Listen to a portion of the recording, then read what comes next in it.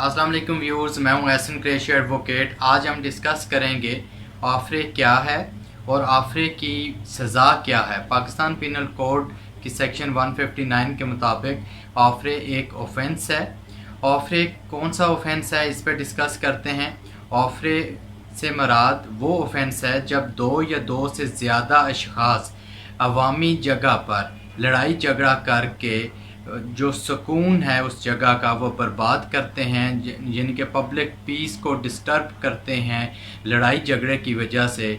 तो इस जुर्म को आफरे कहा जाता है। पाकिस्तान पिनल कोड का सेक्शन 159 इसको डील करता है और सेक्शन 160 के अंदर इसकी जो सज़ा है वो एक माह तक कैद की सज़ा हो सकती है या जुर्माना हो सकता है या दोनों सज़ाएं दी जा सकती हैं।